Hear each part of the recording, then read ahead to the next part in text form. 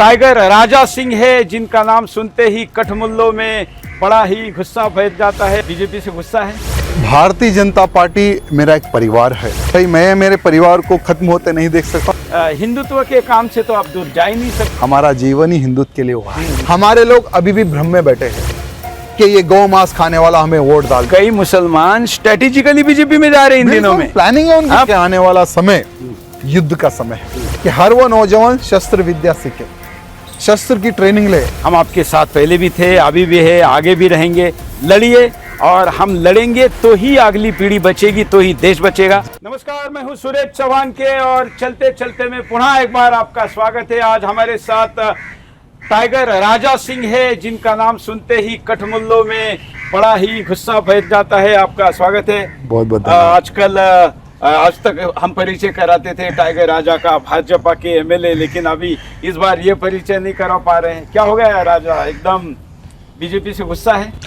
BJP से कभी गुस्सा नहीं था सुरेश भाई, लेकिन भारतीय जनता पार्टी मेरा एक परिवार है और मेरे परिवार में अगर कुछ गड़बड़ी हो जाए और जिस किस्ती में मैं बैठा हूं और वो किस्ती डूब जाए, ये तो मुझे बर्दाश्त नहीं। इसलिए वो समय पर मैंने कुछ चीज़ों को लेकर विरोध किया था। इसलिए भाई मैं मेरे परिवार को खत्म होते नहीं देख सकता हूँ, इसलिए मैंने पार्टी को थोड़े दिन समझो कुछ नेताओं से नाराज, बस पार्टी से नहीं। पार्टी से कभी नाराजगी थी नहीं और ना ही आगे रहेगी। बस हमारे कुछ गिने चुने एक दो चार नेताओं से बस नाराजगी और कुछ नहीं। बस मेरा परिवार देख होता है ना, घर में 10 बच्चे होते हैं, लड़के एक बाहर जाता है, हाँ। जाना तो उसको वही घर में है। वो मेरा हिसाब है वो। लेकिन हिंदुत्व के काम से तो आप दूर जा ही नहीं सकते। जी जी जी जी, वो तो अपना धर्म है। हम ऐसा लगता है कि आपका हमारा कईयों ऐसे लोग हैं जो हिंदुत्व के लिए कार्य करें ना। हमारा जीवन ही हिंदुत्व के लिए हुआ है, हिंदू राष्ट्र की स्थापना के लिए हुआ लेकिन है। बीजेपी वाले ऐसे लोगों को, कुछ ऐसे नेता है, बीजेपी कहना गलत है, लेकिन बीजेपी के अंदर के कुछ नेता है जो ऐसे लोगों को टेकिंग ग्रांटेड लेते हैं। अब तक तो आपको विधायक के रूप में संभालना पड़ता था, अब तो आप फ्री में काम करोगे। अभी तो देखिए, कल तक मुझे एक दायरे में काम करना पड़ता था, एक दायरे में बात करना पड़ता था, लेकिन अब हम हिंदू राष्ट्र के लिए और जोर शोर से काम करेंगे और खुले शब्दों में बात करेंगे। कल तक की क्या है, अब देखिए मर्यादा में बात करना पड़ता था। अगर ये मर्यादा है तो खुलापन क्या और देखने को मिलेगा। और दहाड़ेंगे, खुल के दहाड़ेंगे, क्योंकि देखिए 3 बार के विधायक बन गए भैया जी। अभी कितने दिन तक विधायक बन के ही रहना है और एक विधानसभा तक की सीमित रहना है। अब क्या है, मेरा एक लक्ष्य है, आपका हमारा एक ही लक्ष्य है कि हमारे भारत के हिंदुओं को सुरक्षित रखना। आज लव जिहाद के नाम पर हिंदू बहन बेटियों को टारगेट किया जा रहा है। कौन आवाज उठाएगा? गिने चुने ही लोग हैं जो आज हिंदुत्व के प्रति बात कर रहे हैं। आज खुलेआम मेरी गौ माताओं का हत्या हो रही है, मांस को एक्सपोर्ट किया जा रहा है। कौन बात करेगा? आप, हम ही बात कर रहे हैं, दूसरे कोई नहीं है। विधायकी अगर उसके लिए आड़े आती है तो विधायकी क्या काम की? कोई काम की नहीं, कोई काम की नहीं। फिर तो आने वाली पीढ़ियां भी कहेंगी कि टाइगर राजा 4, 5, 6 बार विधायक थे और फिर भी तेलंगाना का हिंदू कट गया। तो क्या वो आपने सही सोचा और इसलिए मैंने तय किया कि आपका सही पक्ष लोगों के पास जाना चाहिए, क्योंकि क्या होता है कि राजनीति में लोगों को लगता है कि कुछ पाने के लिए दबाव बनाया जा रहा है। जी जी जी जी जी, नहीं, कुछ लोग वो समय पर भी मुझसे क्वेश्चन करते कि भाई आपको पदवी नहीं मिली, इसने आपने रिजाइन कर दिया है। तो मैं उन लोगों को भी कहना चाहूँगा कि राजा सिंह 2014 से लेकर आज तक कोई पदवी नहीं पूछी। हाँ, लेकिन मेरी पार्टी, क्योंकि जनता की डिमांड थी, तेलंगाना के हर वो कार्यकर्ताओं का एक दर्द था कि भाई कब तक हम गुलामी की जिंदगी बिताएंगे, कब तक हमारे ऊपर केसेस हो रहे, लाठीचार्ज हो रहा है, कार्यकर्ता अपने प्राण दे रहे बीजेपी की सरकार आने के लिए तेलंगाना में, तो कब तक हम गुलामी। ठीक है, आज नहीं तो कल 2 बार तेलंगाना की जनता ने बीआरएस को मौका दिया, 1 बार कांग्रेस को किए, 2 पार्टी मिलकर तेलंगाना को पूरा सर्वनाश कर दी। 10 लाख करोड़ का कर्जा हमारे मुख्यमंत्री यानी एक्स मुख्यमंत्री केसीआर ने कर दिया। तो अभी कम से कम, अब अगर डबल इंजन की सरकार, बीजेपी की सरकार अगर तेलंगाना में बनती है तो तेलंगाना का हिंदू सुरक्षित रहेगा, एमआईएम का राज मुक्त होगा और बहुत सारा हिंदू सुरक्षित रहेगा, लव जिहाद पर भी कंट्रोल होगा। ऐसे मेरे ऐसे कईयों तेलंगाना के कार्यकर्ताओं की, बीजेपी कार्यकर्ताओं की भावना थी। हमने उन कार्यकर्ताओं की आवाज बनकर आवाज उठाई, लेकिन हमारी आवाज को दबाने का प्रयत्न किया गया, अपमान किया गया। 2014 से लेकर यानी लगभग 11 साल सिर्फ अपमान हमने सहे है, लेकिन फिर भी प्रधानमंत्री मोदी जी, योगी जी, अमित भाई जी के कार्य को देखकर आज तक हम टिके रहे।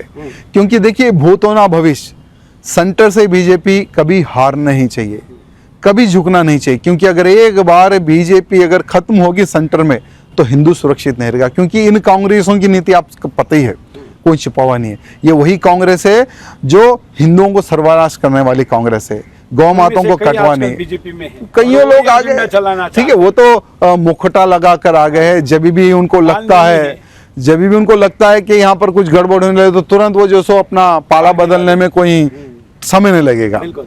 लेकिन ये तेलंगाना पुनः निजाम स्टेट बन रहा है जी, वही कट्टरता, वही एंटी नेशनल स्पिरिट, वही सारी चीजें अब वहां पुनः लौट रही है। ऐसा लग रहा है कि निजाम जो नहीं कर पाया वो आज के राजनेता कर देंगे।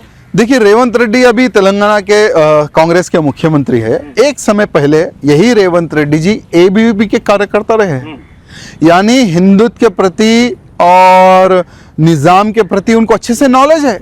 लेकिन दुर्भाग्य जो पदवी होती है ना, पदवी जैसा ही व्यक्ति को मिल जाती है वो अपना रंग भी बदल लेता है। वैसे हमारे रेवंत रेड्डी जी अपना रंग बदल लिए। वो समय पर केसीआर ने यही एमआईएम के गुंडों को, असदुद्दीन ओवैसी को सर पे बिठा के रखा था। अब वो मुख्यमंत्री नहीं है, रेवंत रेड्डी उनको सर पे बिठा के घुमा रहा है। और जितना, यानी हिंदू, तेलंगाना का हिंदू भैया जी, सबसे ज्यादा टैक्स बनने वाला हिंदू तेलंगाना का। और वहां हिंदुओं के टैक्स में जो टैक्स बनता है वो पैसा किस पे खर्च हो रहा है? ओल्ड सिटी में, जहां पर ना करंट बिल बना जाता है, ना टैक्स बना जाता है, कुछ नहीं बना जाता है। हिंदुओं का टैक्स का पैसा ओवैसी के गढ़ में खर्च किया जा रहा है और ओवैसी के गढ़ से कोई रेवेन्यू जीरो है। विधानसभा में इस विषय पर कईयों बार चर्चा हो चुकी है इस विषय पर। लेकिन दुर्भाग्य है कि वो समय पर केसीआर ओवैसी ब्रदर्स से डरा है, अभी मुख्यमंत्री रेवंत रेड्डी डर रहा है। ये स्थिति है तेलंगाना की। तो वहाँ हिंदुस्तान ये जाने कि तेलंगाना हिंदुस्तान से टूटने के कगार पर है जी। वहां पर खाड़ी देशों के शेख आते हैं, वहां के मुस्लिम बच्चों से विवाह करते हैं, 1 दिन का, 2 दिन का, 3 दिन का, और उसको ओवैसी के पार्टी के नेता उसमें इन्वॉल्व। ये तो एक तरीके से पेड़ बलात्कार है।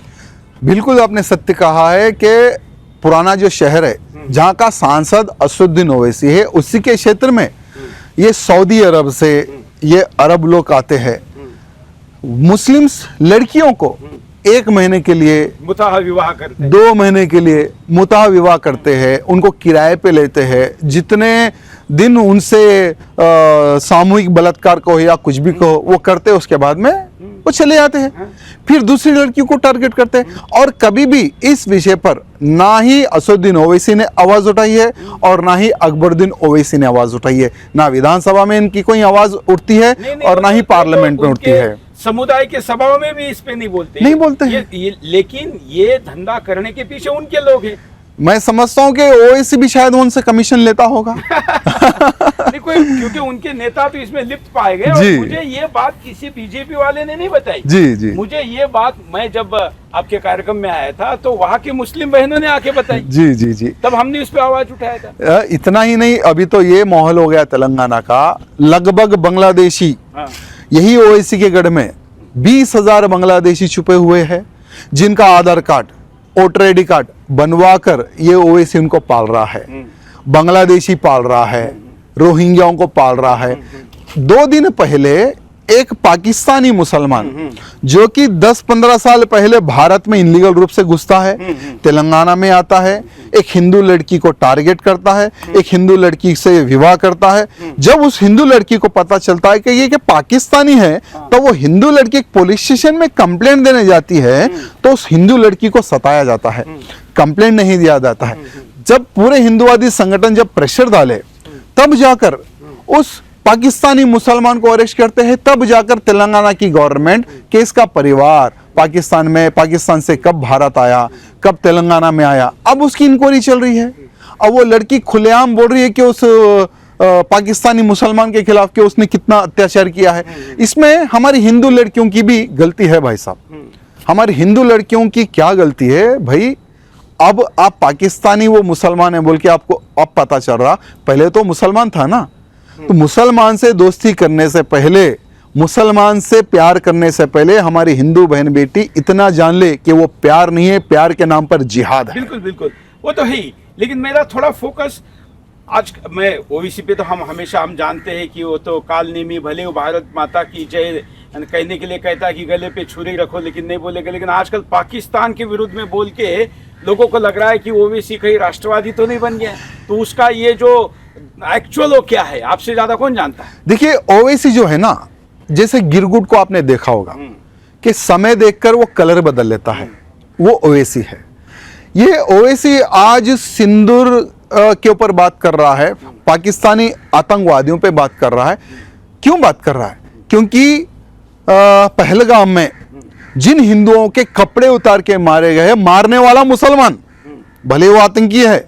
और कुछ लोग कहते हैं कि आतंकियों का कोई धर्म नहीं होता, तो फिर उसने कलमा पढ़ने के लिए क्यों कहा? बिल्कुल, क्यों कहा कि नमाज पढ़ो, कलमा पढ़ो, नहीं तो मार देंगे। चुन चुन के हिंदुओं को मारा है, सीनों पर मारा है, सर पर मारा है। लेकिन वो कहता है वो पाकिस्तानी थे, वो ये बात छुपा रहा है कि वो मुसलमान थे, जिहादी थे। देखिए पाकिस्तानी मतलब एक तरीके से पाकिस्तान के खिलाफ बोलकर जिहादियों को बचा रहा है। देखिए पाकिस्तान के थे, ठीक है, उनको सपोर्ट करने वाला कश्मीरी मुसलमान। हाँ। बिना, जैसे मैं आज यहां पर आया हूं, बिना आपके मार्गदर्शन से तो मैं यहां नहीं आ सकता था।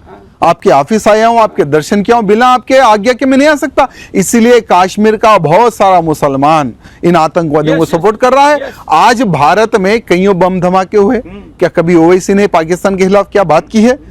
ओल्ड सिटी में भी कईयों बम धमाके हुए, क्या ओवैसी ने कभी बात की है? गोकुल चाट भंडार तेलंगाना में, मेरी विधानसभा में सबसे बड़ा ब्लास्ट हुआ था। वो आतंकी पकड़े कहां जाते? ओवैसी के गढ़ में। भारत में कहीं पर भी जब मोदी जी की सरकार आज बम धमाके नहीं होते, क्योंकि मोदी जी की सरकार आतंकियों को ठोकने का काम कर रही है। आज आतंकियों में एक भय का वातावरण बना हुआ है। लेकिन मोदी जी से पहले जहां जहां पर भारत में कहीं पर भी बम धमाके होते थे, आतंकी कहां पकड़ा जाता था पता है भाई जी? यही ओवैसी की पार्लियामेंट क्षेत्र में। उसी हाँ, तब ओवैसी ने कभी बात नहीं की। आज क्यों ओवैसी बात कर रहा है? एक तरीके से कवर कर रहा है, मतलब वो उधर से बम धमाके करके नुकसान पहुंचा रहे हैं और इधर से ये एक तरीके से उनको कवर दे रहा है। जी। तो जितना आतंकवादी खतरनाक है, उससे ज्यादा खतरनाक ओवैसी है। आज मुसलमानों का जो चेहरा, जो घिनौना चेहरा, जो आतंकी के रूप में जो आज पूरा भारत देख रहा है ना, क्योंकि जनता में एक आक्रोश पैदा हो गया था कि ये आतंकी मुसलमान किसी का सगा नहीं, चुन चुन कर मारा है। बहनों के सामने, पत्नियों के सामने, बेटियों के सामने अपने बाप को मरते देखा है, अपने पतियों को मरते देखा है। तो मुसलमानों का जो घिनौना जो चेहरा था वो जनता के सामने आया। उसी चेहरे को छुपाने के लिए ओवैसी आज पाकिस्तान के खिलाफ बात कर रहा है। बिल्कुल बिल्कुल। और हमारे लोग उसके फैन बनते जा रहे हैं। अपने आप को राष्ट्रवादी टीवी चैनल एंकर कहने वाले उनको कह रहे हैं कि भाई ओवैसी तो अब देशभक्त बन गया। देखिए वो 4 दिन का देशभक्त है और मैं समझता हूं कि आज अगर सही तरीके से अगर हमारे अमित भाई जी ओवैसी के फोन डिटेल्स और उसके पूरे इतिहास को अगर खंगालेंगे तो पाकिस्तान से ओवैसी का लिंक निकलेगा। बिल्कुल। और वो ऐसा सांसद है जो स्पीकर की अनुमति लिए बगैर मुस्लिम ब्रदरहुड की मीटिंग करने जाता है जी। मैंने तो चुनौती दी थी जी। मतलब वो अपने आप को इतना देशभक्त कहता है, तो भारत सरकार को जो उसका दायित्व है कि स्पीकर को डिटेल दे विदेश में जाने के पहले, क्यों नहीं दिया? क्योंकि इसके सीक्रेट पता चल जाते हैं ना। ये दाल काली नहीं, ये दाल हरी है। बिल्कुल। तो वैसे तो एक पार्ट हुआ। अब दक्षिण की स्थिति और ज्यादा खतरनाक है। वैसे तो आप देश भर में लोकप्रिय है और पूरे देश में यात्रा करते हैं, सभाएं करते हैं, आपको लोग फॉलो करते हैं, लेकिन थोड़ा दक्षिण भारत कितना खतरनाक स्थिति में है, इस पर भी थोड़ा दर्शकों को मुझे लगता है कि बताना चाहिए। बिल्कुल भाई, दक्षिण भारत आज बहुत ही खतरे की कगार में है और हम सब लोग प्रयत्न कर रहे हैं कि हर राज्य में, हर जिले में जाकर हिंदुओं को जगाए, हिंदुओं को संगठित करे। लेकिन साथ में भले ही मैं बीजेपी के लिए अच्छा भी बोलता हूं, लेकिन हमारे परिवार के में अगर गलत भी होता है ना तो उसके ऊपर भी बात करने की दम भी रखता हूं। भारतीय जनता पार्टी को लोग क्यों सपोर्ट करते हैं? क्योंकि हिंदुत्व के लिए बात करती है, हिंदू रक्षा के लिए बात करती है। लेकिन जब हम सत्ता में आ जाते हैं तो क्यों हम उन तमाम संस्थाओं को भूल जाते हैं जो जिनके कारण हम सत्ता में आते हैं, जिनके कारण बीजेपी का वोट बैंक बढ़ता है। तो इसलिए जहां जहां पर भारतीय जनता की सरकार है, पार्टी की सरकार है, उन तमाम मुख्यमंत्रियों से, उन तमाम अधिकारियों से निवेदन करना चाहता हूं कि कुछ फंड उन संस्थाओं के लिए बचा के रखे जो हिंदुत्व के लिए कार्य करती है। बीजेपी वोट बैंक बढ़ाने के लिए कार्य करती है। वो हिंदू इकोसिस्टम का हिस्सा है। हाँ। दुर्भाग्य से हिंदू इकोसिस्टम बन नहीं पाया जी। और 11 साल में भी वो नहीं बन पाया। लेकिन वही अगर आप उधर देखेंगे तो जो हलाल सर्टिफिकेट को पैसे देकर सर्टिफिकेट देने वाली संस्था वही आतंकवादियों को छुड़वाने का छुड़ा काम रही है। करती है। वही संस्था होती है जब बंगाल में अमित शाह को एयरपोर्ट के बाहर आने नहीं देंगे कहने के लिए आंदोलन करती है। मतलब वो आतंकवादी का भी साथ देते हैं, फिर भी वो पॉलिटिकल लीडरशिप और उनकी मजहबी लीडरशिप उनको साथ रखते हैं। और हिंदू लीडरशिप में थोड़ा सा कट्टर कोई बोल दे तो बात हो जाए। अब देखो, आपने तो किसी का नाम नहीं लिया था, लेकिन आपको कितने महीने अंदर रहना पड़ा? 77 डेज अंदर रहा मैं। बताओ। तो 77 दिन आपको जेल में रहना पड़ा जी। तो ये हिंदू इकोसिस्टम खड़ी नहीं हो पाई जी। ये मतलब हम बीजेपी बार बार सत्ता में लौटे, इसमें कोई दो राय नहीं, क्योंकि सत्ता नहीं रहेगी तो कुछ नहीं हो पाएगा। लेकिन हिंदू इकोसिस्टम खड़ी नहीं होगी तो क्या फायदा है? जी जी, हिंदू इकोसिस्टम बहुत ज़रूरी है सुरेश भाई जी, क्योंकि अगर हिंदू इकोसिस्टम अगर खड़ा नहीं होगा, कौन कितने सालों तक अकेला युद्ध लड़ेगा? क्योंकि आज जो हमारा हिंदू है वो सोच रहा है कि हमें लव जिहाद रोकना है, धर्मांतरण रोकना है, आतंकवाद को रोकना है, सोच रहा है। लेकिन कुछ ऐसे भारत में मुसलमान हैं जो गजवा हिंद की तैयारी कर रहे हैं। भारत में कुछ ऐसे मुसलमान हैं जो बहुत ही अच्छा चेहरा छुपाकर पीछे से पूरा आतंकियों को फाइनेंशियली फिजिकली सपोर्ट कर रहे हैं। यानी आप देखेंगे जिस दिन प्रधानमंत्री मोदी जी की सरकार गिरेगी उस दिन भारत के अंदर गृह युद्ध होगा। गजवा हिंद के लिए हर राज्य में तलवारें खड़े होगी और हिंदू कटेगा। अगर आज सारे के सारे हिंदू इकट्ठा नहीं होंगे और इकोसिस्टम अगर तैयार नहीं होगा, जहां जहां पर भारतीय जनता पार्टी की सरकार है उनसे मैं फिर एक बार निवेदन करना चाहता हूं, सभी संगठन को, चाहे वो छोटा हो या बड़ा हो, वो आपके लिए काम कर रही है, सत्ता के लिए यानी भगवे के लिए काम कर रही है। बिल्कुल, ये सारे साधु संत ठीक है, सबका रास्ता अलग अलग है, लक्ष्य एक है ना, उस लक्ष्य की तरफ काम होना चाहिए। अब आप जैसे व्यक्ति को बाहर जाना पड़ा, ये तो दुर्भाग्य है। दक्षिण में हम देख रहे हैं कि ईसाई धर्मांतरण भी बहुत बड़े पैमाने पर है। और ये जो चारों राज्य है, जिस दिन वहाँ ईसाई रिजर्वेशन आ जाएगा, अगर आएगा, हम तो नहीं आने देंगे, अपने उसके लिए प्राण लगा देंगे, उस दिन ये सारे ईसाई स्टेट डिक्लेयर हो जाएंगे। हिंदुस्तान, दक्षिण भारत अलग तोड़ने का षड्यंत्र चल रहा है। ये भी बहुत गंभीर मुद्दा है। अभी को 150 से अधिक ईसाई देश है और 57 से अबो इस्लामिक देश है। सिर्फ भारत एक देश बचा हुआ है जिसपे ईसाइयों की वो भी पूरा देश नहीं बचा है, बस 9 राज्य हमारे ऑलरेडी जा चुके हैं। हाँ। बंगाल जा चुका है, हाँ, तमिलनाडु जा चुका है, हाँ, केरला जा चुका है। अब हर राज्य में ये जो जनसंख्या लोग बढ़ा रहे हैं ना, चुप ऐसे ही नहीं बढ़ा रहे। अब तो खुद प्रधानमंत्री ने मान लिया, उन्होंने लाल किले के प्राची से बोल दिया इस बार के भाषण में। तो इसके ऊपर कानून बने ना। हाँ, कानून बने। आप, हम या प्रधानमंत्री जी हो या मंचों से कब तक बोलेंगे? देखिए, भूतो ना भविष्य, ऐसा समय कभी नहीं आने वाला, क्योंकि आज भारतीय जनता पार्टी की सरकार केंद्र में बनी है सभी हिंदुओं के आशीर्वाद से। हमारे लोग अभी भी भ्रम में बैठे हैं कि ये गौ मांस खाने वाला हमें वोट डाल देगा, ये लोग जिहाद करने वाला हमें वोट डाल देगा, ये गजवा हिंद की सोच रखने वाला हमें वोट डाल देगा। नहीं डालेगा। बल्कि कई मुसलमान स्ट्रेटेजिकली बीजेपी में जा रहे हैं इन दिनों में। प्लानिंग है उनकी, प्लानिंग के तहत जा रहे हैं कि भाई हम भी बीजेपी से जुड़े हुए हैं, हमें भी माइनॉरिटी कोटे में फायदा मिल जाए, सीट मिल जाए। नहीं, ये तलवार की धार, सत्ता की धार कम करने का षड्यंत्र है। ये समझना चाहिए, नहीं तो फिर क्या होगा कि एक इतना बड़ा ऐतिहासिक अवसर हम लोगों के पास आया और हमने उसको गवा दिया। अभी आजकल एक हिंदुओं को तोड़ने में, जैसे जातिवाद वाला विषय पहले से तो चल ही रहा था, जातियों में बांटने का, बटेंगे तो कटेंगे से लोग थोड़ा वो कम हो गया जातिवाद। तो ये ध्यान में आ गया कि कई जगह भाषा का आंदोलन चल रहा है, कई जगह राज्यों का आंदोलन चल रहा है। अब हमारे मारवाड़ी भाई, हिंदी भाषी भाई दक्षिण भारत में, महाराष्ट्र में, सब जगह जाकर व्यवसाय कर रहे हैं। ये तो इंटीग्रेशन है एक तरीके से, और उनका धर्म में योगदान है, अपने कमाई का बड़ा हिस्सा धर्म में देते हैं। ऐसे में दक्षिण भारत में भी हम देख रहे हैं कि ये मारवाड़ियों को भगाओ वगैरह वगैरह, ये जो कैंपेन चल रहा है, या ममता बानो के उधर कैंपेन चल रहा है कि हिंदी भाषी को भगाओ, महाराष्ट्र में कैंपेन चल रहा है हिंदी के विरुद्ध में। तो उर्दू के विरुद्ध नहीं है, फारसी के विरुद्ध में नहीं है, लेकिन हिंदी के नाम पर ये तोड़ने वाला काम चल रहा है। तेलंगाना में अभी हाल ही में, यानी 1 महीने 2 महीने में एक मूवमेंट चालू हो रहा है।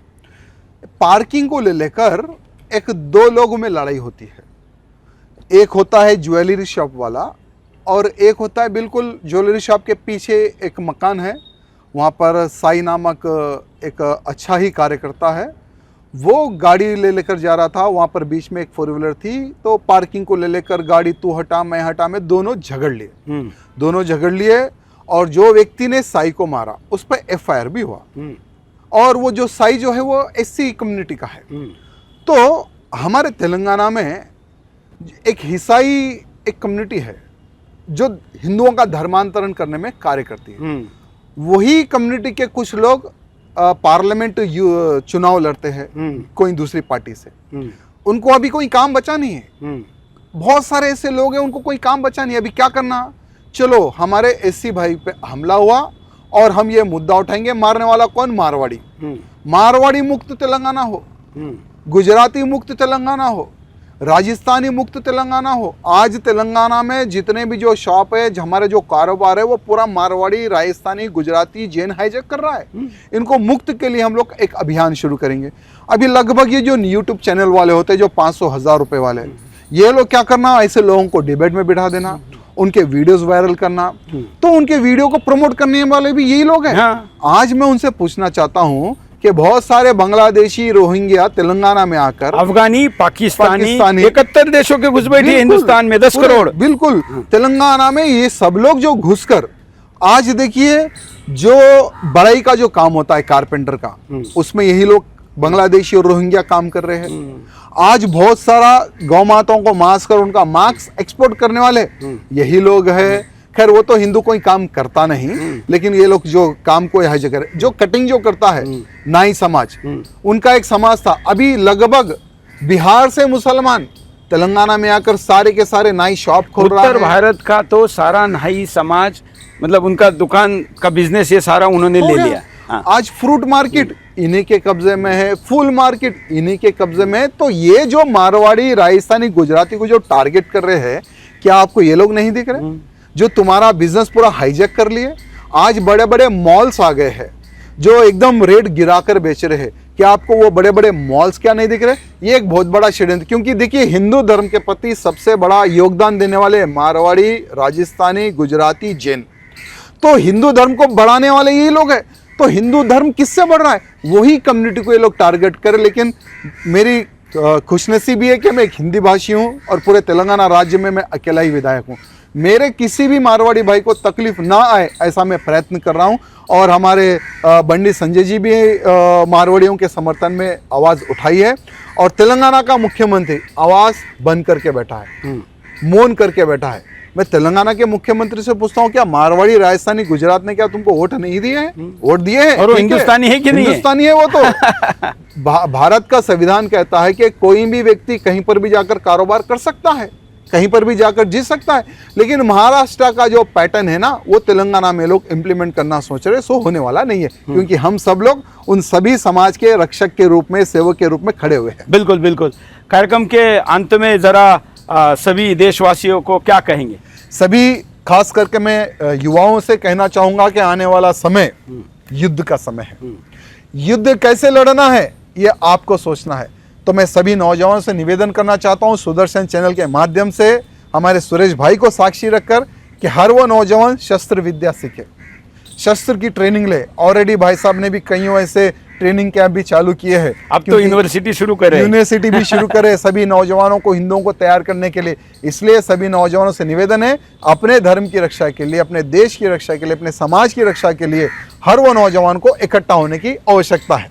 बिल्कुल। चलिए, आपने समय निकाला और ये बाकी राजनीति तो चलती रहेगी। हम आपके साथ पहले भी थे, अभी भी है, आगे भी रहेंगे। लड़िए, और हम लड़ेंगे तो ही अगली पीढ़ी बचेगी, तो ही देश बचेगा।